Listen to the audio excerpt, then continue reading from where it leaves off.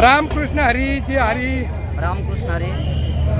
काय म्हणता मग वारीचं काय विषय आता ह्या वर्षी गेल्या वर्षी आता इथून पाठीमागं कधी पाऊस लागला नाही काय नाही, पण पाऊस असाव तसं नाही म्हणणं नाही, पण जास्त पाऊस आहे यावर्षी.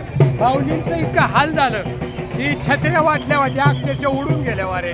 मग ही सरकारने असं नाही करायला पाहिजे, कारण काय द्यायला पाहिजे रेनकोट. हा मग काय म्हणता याच्याविषयी काय ही विषय असा आहे, ही जी वारकरी आलेले आहेत हे माऊलीसाठी आलेले आहेत. हो. ते काही सरकारच्या भरोश्यावर आलेले नाही हा. आहेत. ही सर्व वारकरी मंडळी शांतीब्रह्म एकनाथ महाराज, संत ज्ञानेश्वर महाराज आणि संत तुकाराम महाराज आणि पांडुरंगावरती भरभरून प्रेम करतात. म्हणून ही सर्व मंडळी आल्यानो संसारात जारे पंढरपुरा, दिनाचा सोयरा पांडुरंग, किंवा जन्माला आल्यानंतर एक वेळेस तरी पंढरीची वारी करावी या हेतूनं ही सर्व मंडळी अगदी देहभान विसरून, घरदार विसरून, सर्व परिवार विसरून या ठिकाणी सर्व वारकरी फक्त माऊलीसाठी आणि तुकोबारायसाठी आणि पांडुरंगासाठी ही माऊली आलेली आहेत. यांना सरकाराचं काही घेणं देणं नाहीये.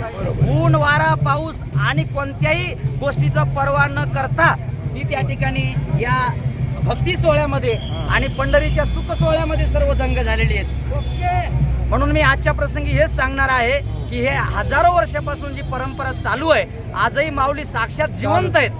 म्हणून हे माऊलीनं सुरू केलेली परंपरा ही अखंडित चालू राहणार आहे. सरकारनं काही दिलं किंवा नाही दिलं याच्याशी त्यांना काही घेणं देणं नाहीये. म्हणून खरं तर एवढं पावसाळा असूनही ही सर्व वारकरी आज 50-50, 60-60 वर्षाची, 70-70 वर्षाची वारकरी ही चालतात. ही दैवी शक्ती कोणाची आहे तर ही माऊली ज्ञानोबारायाची दैवी शक्ती आहे, पांडुरंगाची दैवी शक्ती आहे आणि त्या ठिकाणी सर्व सकल साधू संतांची दैवी शक्ती आहे. आणि वैष्णवा संगती सुख वाटे जीवा, म्हणून ही सर्व वैष्णव आहे.